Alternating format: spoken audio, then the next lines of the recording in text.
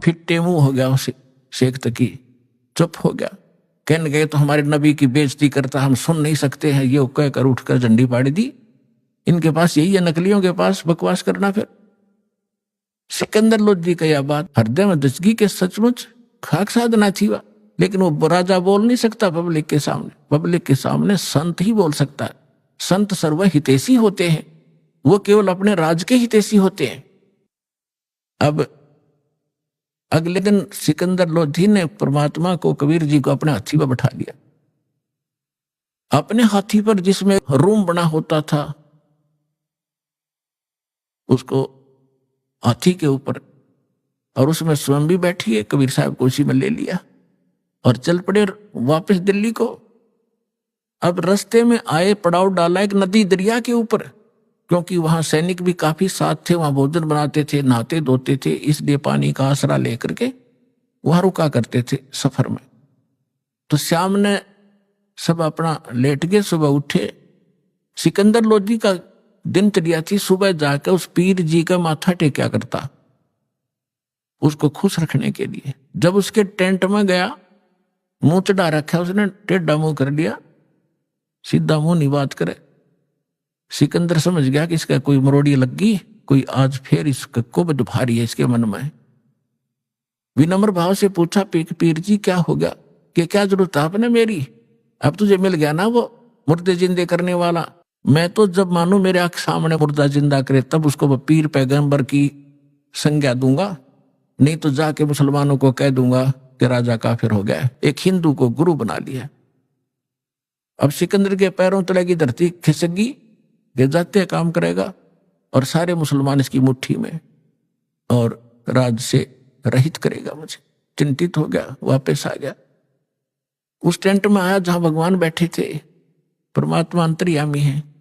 उनका चेहरा उतरा, देखकर कहा कि राजा, कोई राजकाज की बुरी खबर मिल गई क्या? तो उसने कहा कि भगवान, आपके रहते राजकाज की क्या खबर बुरी मिल सकती है, लेकिन मेरे साथ जो पीर है हमारा, ये मेरा सिर का दर्द है और ये जब चाहे हो जाता है। आज यो मेरे से ढंग से बात नहीं कर रहा है और इसने मुझे चिंता पैदा ये कर दी है कि तूने काफिर गुरु बना लिया है और मैं मुसलमानों को बताऊंगा और जाते मेरा यू काम बिगाड़ेगा। ये तो पक्का अनाड़ी है। परमात्मा ने कहा, क्या कहता है? कि ये कह रहा है कि मेरे सामने मुर्दा जिंदा करके दिखावा कबीर, तब मानू मैं। परमेश्वर बोले, भाई जा, उसने नो कह दे कोई मुर्दा ले आवा, चल तेरी टेंशन तो खत्म करूं मैं, हमारी तो देखी जाएगी। अब परमात्मा अपने बच्चे के, अपने भगत की टेंशन नहीं देख सकता।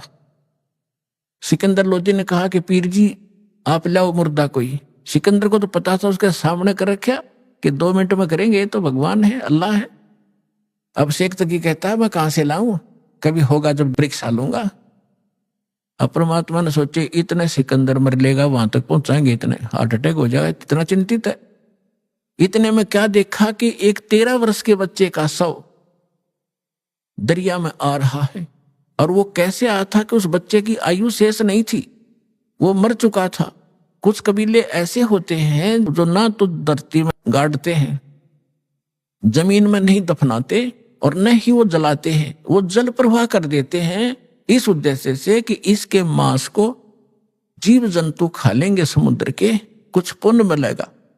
इस करके उसको एक फ्लोटिंग सा बना करके, एक घास फूस का तैरने वाला बेड़ा सा बना के उस पर लिटा देते हैं और ऐसे सत्कार से उसको बहा देते हैं। वो बहता हुआ आ रहा था। तब सैनिक स्नान कर रहे थे, उन्हें दूर से देखा कि वो आ गया मुर्दा, एक मुर्दा आ गया, मुर्दा आ गया। सबको पता चल गया था कहानी क्या है। तो सभी आकर इकट्ठे हो गए, कबीर साहब भी आगे, शेख तकी कोई बुला लाई। तो परमेश्वर ने कहा, शेख तकी पहले तू जंतर मंत्र कर ले, कदे फिर नंबर बनावे और करके दिखा इसको जीवित। तो सभी और भी उपस्थित थे, उन्होंने कहा, जी ठीक है, देखो जब दो के बीच में कोई होता है तो दोनों ने ही अपनी दिखानी चाहिए शक्ति। तो लग गया फूफा करन, वो चला गया मुर्दा आगे, काफी दूर चला गया। तो शेख तकी कहता है कि ये अपने सिर से बला टालना चाहता था। मुर्दे जिंदे होते कभी? वो तो कयामत के समय मुर्दे जिंदे हुआ करते हैं, कयामत आओगी कभी, जैसा नर टाला रखे है।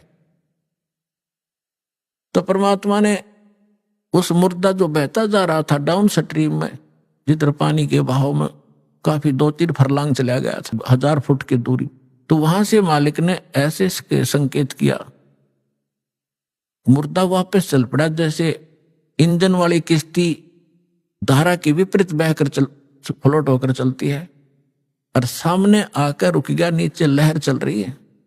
तो परमात्मा ने कहा था कि हे आत्मा, तू जहां भी है कबीर हुक्म से वापस आ और इस मुर्दे में, इस बच्चे के शरीर में प्रवेश कर दोबारा और बाहर आ जा। बोलो सतगुरुदेव। उसी समय वो बच्चा जीवित हुआ, कंपन हुई शरीर में, और परमात्मा के चरणों में आके दंडवत प्रणाम किया। बोलो सतगुरुदेव।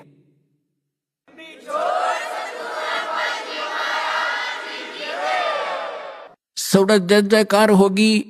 सबने कहा कमाल कर दिया कबीर जी, कमाल कर दिया कबीर जी। परमात्मा ने उस बालक का नाम कमाल रख दिया, और उस बच्चे को कोई चेत नहीं, तू कौन है, कहां का है, उसको अपनी पिछली याद खत्म।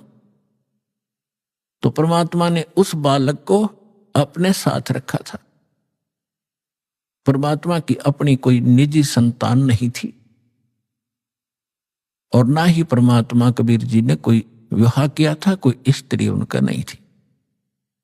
अब लंबी कहानी ना सुना करके आगे आपको बताता हूं कि शेख तकी ने एक और परीक्षा लेनी चाहिए। उसने कहा कि ये तो मुर्दा सदमे में था,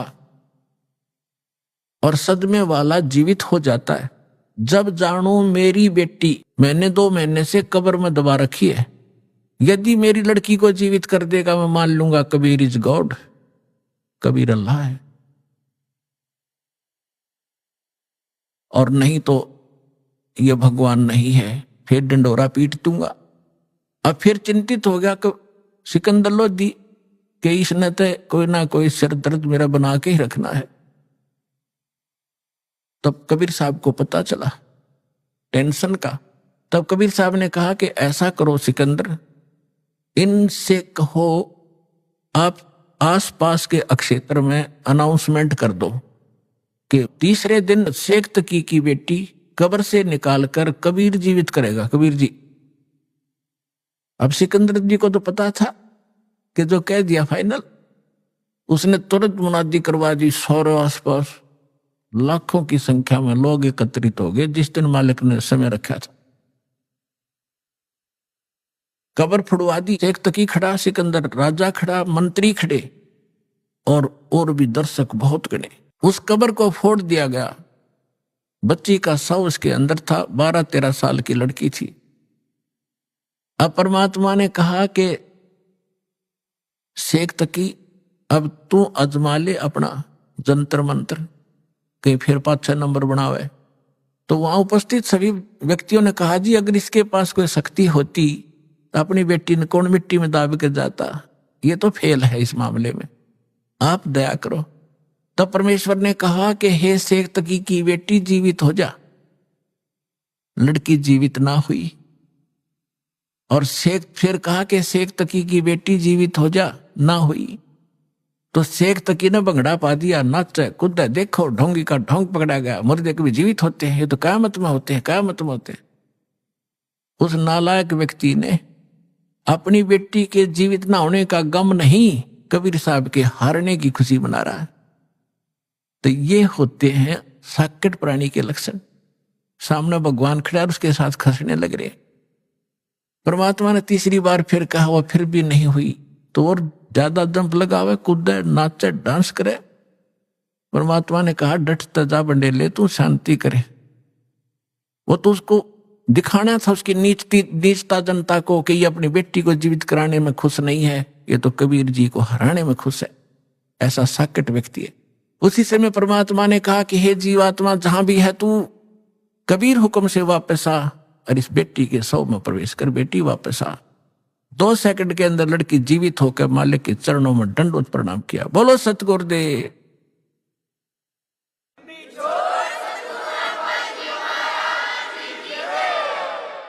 अब सबने कहा कि दाता कमाल कर दिया, मालिक कमाल कर दिया। परमात्मा उसका नाम कमाली रख दिया परमेश्वर ने। और जा बेटी तेरे पिता के साथ ले जा शेख तकी। अब वो लड़की कहती है कि नहीं, आज मुझे अपने ओरिजिनल फादर का पता लग गया, ये तो नकली पिता था, मुझे माटी में डाल गया। आज मुझे अपने असली पिता का पता लग गया है। और 1.5 घंटे तक उस लड़की ने अपने पूर्व जन्म की कथा सुनाई। अपने आत्माओं, परमात्मा कहते हैं, जो जन मेरी शरण है ताका हूं दास, गेल गेल लाग्या फिरूं जब तक धरती आकाश। अब ये जो पिछली पीढ़ी का समय अब चल रहा है, और जितने पुण्यात्मा श्रद्धा से नाम लेंगे ये तो पार होंगे ही होंगे। ये तो करोड़ों की संख्या में, लाखों अरबों की संख्या में पार होंगे।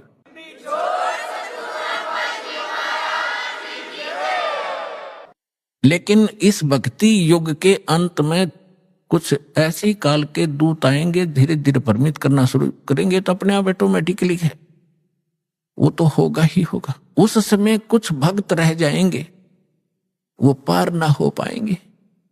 तो उनमें से यही आत्मा कमाली और कमाल की थी।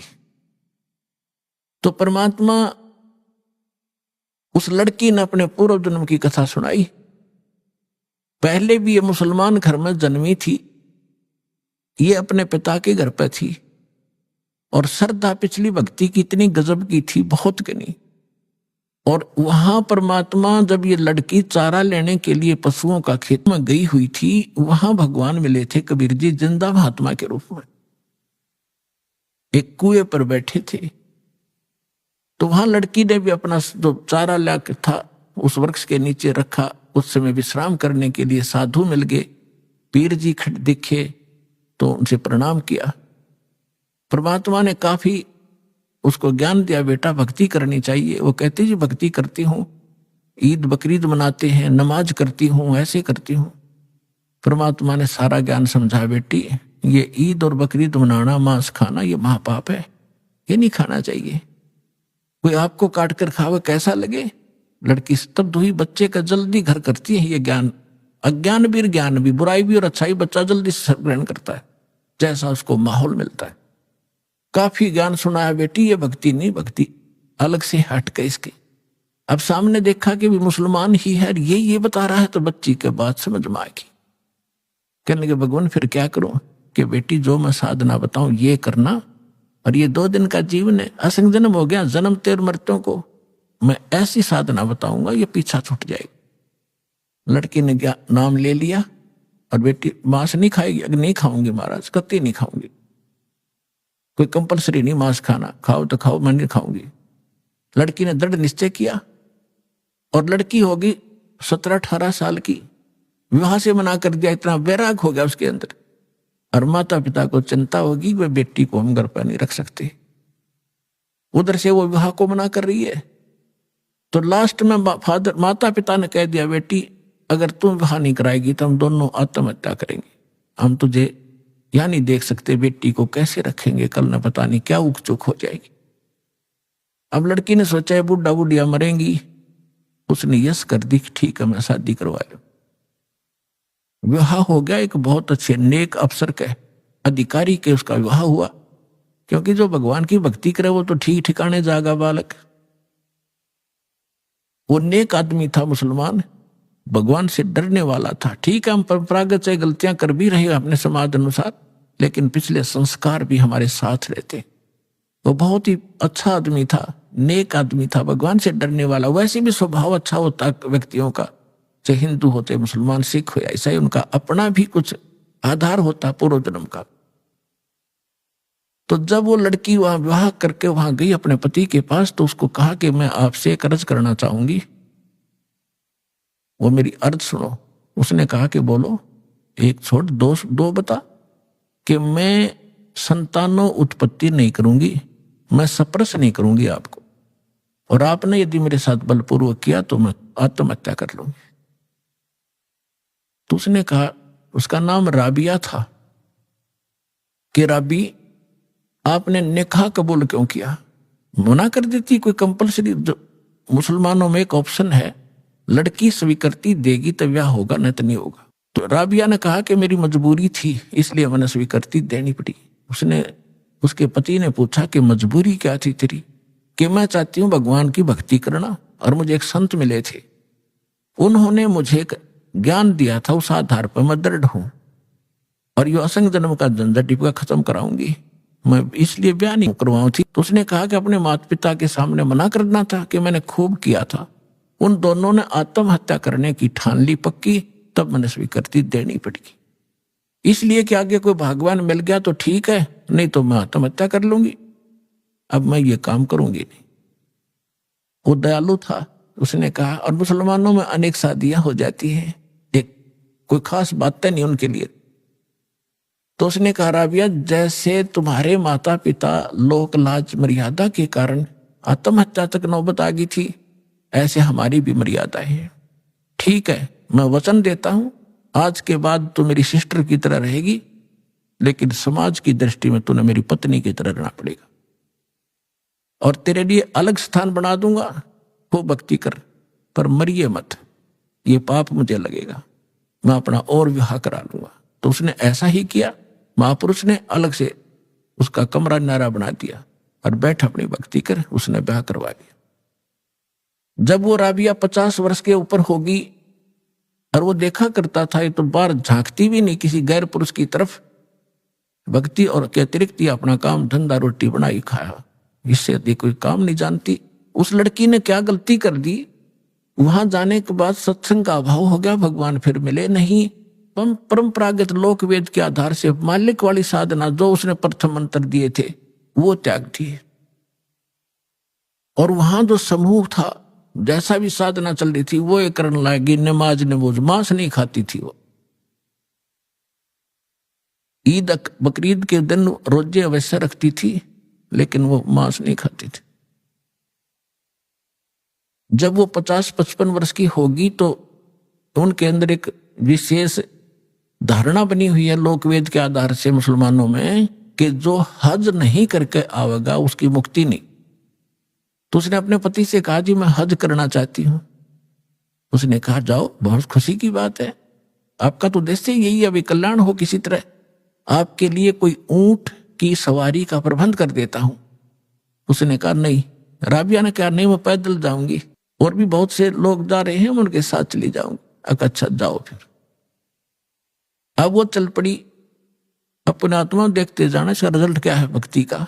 हमने आज तक छोटे मोटे चमत्कार किसी के देख लिए, उसी को सिद्ध और महात्मा और भगवान मान लिया, ये अध्यात्म ज्ञानहीनता थी।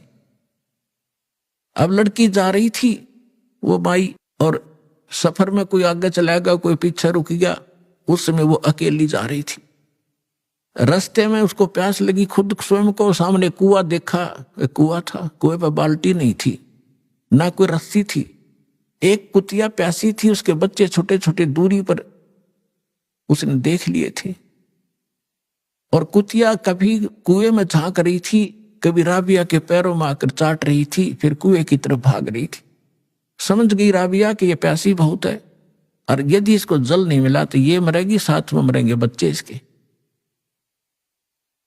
और औरत के अंदर दया भगवान ने एक नारी दे रखी, विशेषकर बच्चों के समय, तो वह एकदम, और कुछ पिछले संस्कार थे, भगवान आत्मा थी, भगवान से कोई जन्मों से पीछे से चलती आ रही थी, फिर हम रह जाते हैं, बिचल जाते हैं, छोड़ देते, इस माया में फंस जाते। तो उस लड़की ने देखा आसपास कोई गांव नगर नहीं, ना कोई रस्सी है ना बाल्टी। लड़की ने अपने कपड़े उतारे, पहले मोटे मोटे कपड़े हुआ करते थे हाथ के बने हुए, अपना कपड़ा उतारा, चुंदड़ी, और अपने बाल पाड़े, 2-4 बाल पाड़ के देखियो कितना दर्द होगा। लेकिन उस परमार्थ में उस बेटी ने एक नहीं देखा, फटाफट अपने सारे बाल पाड़ कर रस्सी बनाई लंबी, बहुत लंबी रस्सी बनानी पड़ी क्योंकि पानी गहरा था। बांध कर उसने अपनी बात कपड़ा और उसके अंदर पानी में भिगोया, और बाहर एक मटका टूटा हुआ पड़ा था, उसका पात्र था आधा, उसमें निचोड़े कुतिया साथ पीवे। वह कुतिया छका दी, अपने बाल बूढ़ खून खान निकला था उसको पूछ पाछ के और चालन की तैयारी करी थी। उधर से वो मक्का एक स्ट्रक्चर, एक मंदिर न्यों का न्यों उठ गया जहाज की तरह, और उस कुएं के साथ में आकर लग गया, जैसे प्लेटफार्म पर गाड़ी लग जाती है, रेलगाड़ी। अब उसने देखा, उसने जाना ही मक्का में था, उसने सोची तो पहुंच गई मक्का, फट मक्के में प्रवेश किया। फिर वहां से उठा, वहां के लोग दे हैरान है, मक्का गया कहां। उस समय एक अब्राहिम अधम नाम, सुल्तान नाम का एक व्यक्ति था, वो अपने पूर्व जन्म में भी संस्कारी था, ऐसे ही भगवान का ही वो पिछला संस्कारी था, और उसको भी उस जन्म में परमात्मा कबीर जी मिले थे, जिंदा महात्मा के रूप में उसको भी ज्ञान दे रखा था। और वो सुल्तान अधम वाली आत्मा, सुल्तान अधम तो वो आगे आके बना है, वही आत्मा उस मक्का में गई हुई थी मुसलमान होने के नाते, कि वहां के लोगों को समझाऊंगा कि ये साधना गलत है। तो वहां वो प्रचार कर ही रहा था बैठ के, तो लोगों ने पूछा ये मक्का कहाँ गया।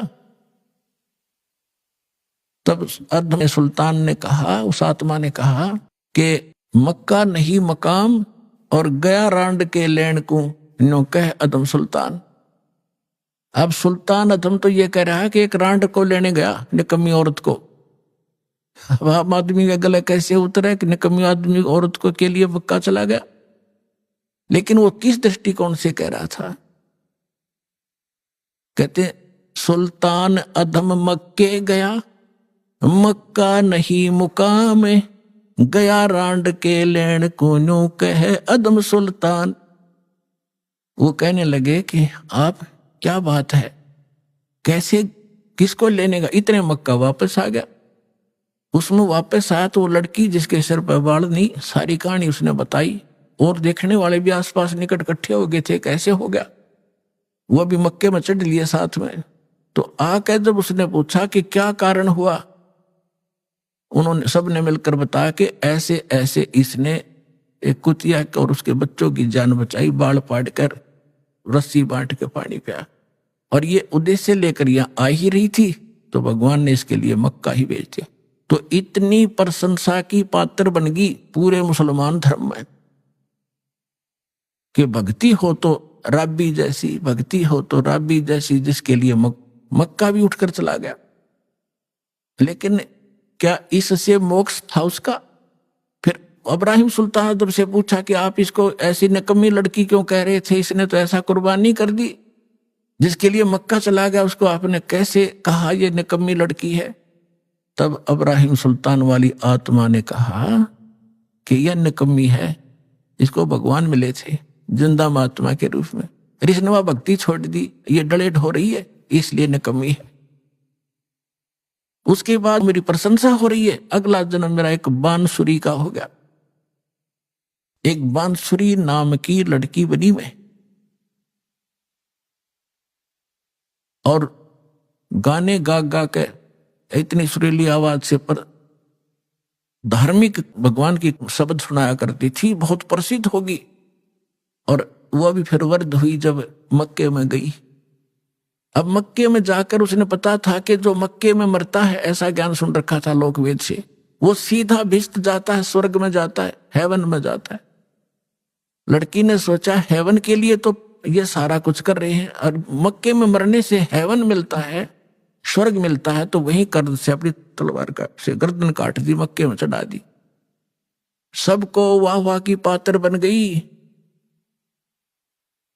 कि भक्ति हो तो बंसुरी जैसी, बंसुरी तो गई सीधी भिष्ट में, सीधी स्वर्ग गई, ये तो इसने मक्के में शीश ढा दिया।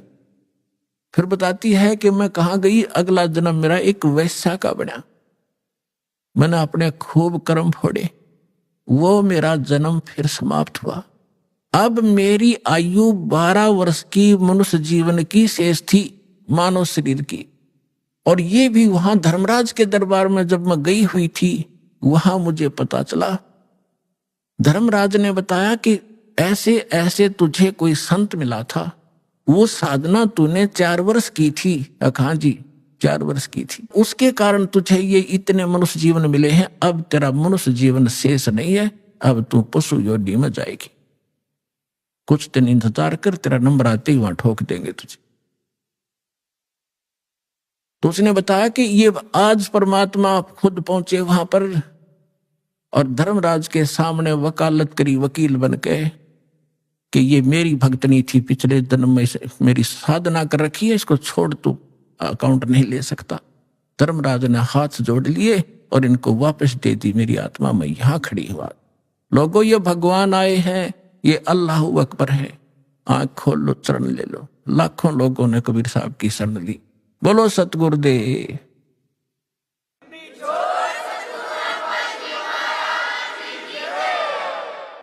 और उस लड़की ने कहा मैं आज से अपने पिता के साथ रहूंगी, मेरा जीवन शेष नहीं था। आज इस दाता ने मेरे को मनुष्य जीवन अपनी शक्ति से एक्सटेंड किया है। समर्थ का शरणाग हो, रंग होरी हो, भाई कदे न हो काज, राम रंग होरी हो। ऋग्वेद मंडल नंबर 10 सूक्त 161 मंत्र 2 कबीर साहब के ऊपर खरा उतरता है। तो who is God? Kabir is God. और कितनी कथा सुनाऊं आपको इस समर्थ भगवान की। और कृष्ण जी की हम एक कथा गाया करते थे, उसने सुन सुनकर भगवान मान लिया। तो कबीर साहब समझाया करते थे, बंधन काटे विपत में, कठिन कियो संग्राम, तीनों रे नर प्राणिया, वो गरुड़ बड़ो के राम। परमात्मा समझाया करते थे उसमें कि तुम श्री राम को भगवान बताते हो, और जब तुम्हारी कथा में है रामायण में कि श्री रामचंद्र जी को, रामचंद्र जी के ऊपर पूरी सेना के ऊपर नाग फांस का एक हथियार छोड़ दिया था। सारी की सारी सेना नाग फांस में आ गई थी, यानी इतने सर्प हो गए थे, सभी सेना को ऐसे हाथों से और चारों तरफ लपेट के बांध दिया था, इंक्लूडिंग लक्ष्मण एंड श्री राम। और ऐसे खड़े थे, ऐसा है हुए सारे, जैसे ईंख बांध दिया करें। और सारी सेना खड़ी खड़ी देखा कि काटेंगे ये सारे राक्षस हमें। तब न्यू कहे कि गरुड़ से पुकार करी गई। गरुड़ वो पक्षी जो श्री रामचंद्र विष्णु जी का वाहन बताते हैं। गरुड़ आए, गरुड़ ने फिर उनके नाग काटे, सारे नाग मार दिए। जब भगवान श्री राम बंधन मुक्त हुए, परमात्मा कहे फिर बंदी छोड़ कौन होया? गरुड़ हो गया। तेरे राम का भी बंदी छोड़। काटे बंधन विपत में, वो कठिन कियो संग्राम, चिन्नो रे नर प्राणिया, ये गरुड़ बड़ो के राम। एक गोवर्धन पर्वत को उठा लिया श्री कृष्ण जी ने, तुमने भगवान मान लिया। गोवर्धन श्री कृष्ण धारो, द्रोणगिरी हनुमंत, शेष नाग सब सृष्टि उठारा, इनमें कौन भगवंत। क्या एक पहाड़ को उठाने मात्र से भगवान की संज्ञा में ले लिया, समर्थ मान लिया तुमने? तो तुम्हारी कथा तुम लोकवेद सुनाते रहते हो कि शेष नाग ने सारे ब्रह्मांडों को सिर पर रख रखा है। फिर और हनुमान जी ने द्रोणागिरी उठा लिया था, इनमें कौन सा भगवान? ये भगवान की पहचान नहीं, जो तुमने पैमाना ला रखा है, ये भगवान मापन का नहीं है। फिर कहते हैं समुद्र पाट लंका गयो, यो सीता को भरतार, अगस्त ऋषि ने ये सातों पी लिए, इनमें कौन करतार। ओए ऐसे सटीक प्रमाण दे रखे भगवान ने, फिर भी हमारी आंखें नहीं खुली, क्योंकि हमारी बुद्धि काल के प्रभाव से इतनी दबी हुई थी। परमात्मा ने कहा कि तुम्हारी बात बड़ी करता हूं कि श्री रामचंद्र जी ने समुद्र पर पुल बनवा दिया, इसलिए आप उसको भगवान मानते हैं। वैसे तो यह कहानी न्यारी है, दास बताता रहता है। ये खुद भगवान कबीर साहब गए थे एक महात्मा मुनिंद्र के रूप में, और इनकी अर्ज पर एक पत्थर को, एक पहाड़ को हल्का कर दिया था, चारों तरफ रेखा खींच दी थी कि ये फ्लोटिंग हो गया है, अरे ले जाओ पुल बांध लो। श्री राम के बस का ना था समुद्र पर पुल बनाना। तो परमात्मा कहते चल तुम्हारी बात बड़ी मानते हैं, वह तो बात तुम्हारे कहां समझ में आएगी कि समुद्र को पाट के, यानी उसको पुल बना के छाप के, और लंका गया था कौन? तुम्हारी सीता का पति राम। अगस्त ऋषि ने तुम आप बताओ सातों पीढ़ी घुट में थे इनमें कौन सा भगवान। अभी आपने सुने संत रामपाल जी महाराज के मंगल प्रवचन। आइए अब सुनते हैं संत रामपाल जी महाराज से नाम दीक्षा लेकर सत भक्ति करके